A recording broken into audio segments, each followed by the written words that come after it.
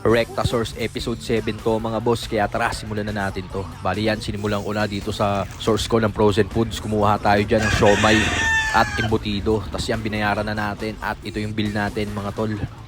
Dito naman tayo sa source ko ng gulay mga tol. Bali bumili ako ng pang content at mga paninda kong gulay dyan. Medyo marami-rami rin tayong binili sa kanila. Tapos yan, bayaran na natin kay ate. At ito na yung ating mga napamili. Dito naman tayo sa source ko ng general merchandise mga tropa. Pag may mga kakailanganin kayo sa buhay nyo, dito lang kayo rumekta. Kumpleto rito mga tol. Sa palengke ng GMA to mga boss ha. Tapos yan, binayaran ko na kay ate yung mga shit na nakuha ko sa kanila. Tapos to naman, kumuha ako ng 3 Thai na kopi ko dyan. Tapos dito naman tayo sa source ko ng mga tinapay.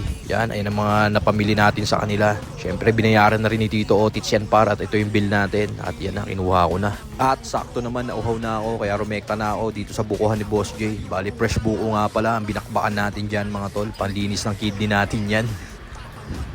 Save 4 naman tayo ngayon mga boss. Whoop whoop. Tapos yan na mga tol, nandito na ako sa karnihan nila. Bali yan, kumuha na ako ng mga pang-ulam namin dyan. Yan, kumuha ako ng atay. Tapos kumuha ako ng isang buong manok. Mura kasi manok dito tol, 180 lang 1 kilo. Tapos yan, pinasiba ko na kay tropa. Para alam mo na, pang 2 ulam ni Tito Otis yan par. Pitas na rin ako ng yogurt dito mga boss. Dahil gagamitin natin to sa ating biryani content. Tapos ito na nga pala yung ating mga napamili. Siyempre, rekta na tayo rito sa counter. Sabay yan, binayaran ko na sa cashier. Tapos dito naman tayo sa source ko ng frozen goodness mga tol. Bumili ako ng 1 kilong chicken breast dyan.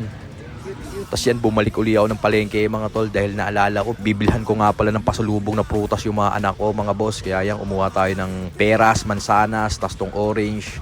Tapos syempre, bumili rin tayo ng kalahating kilong ubas para talaga namang ganap na ganap. Siya, binayaran na natin kay kuya at ito na, salamat bossing.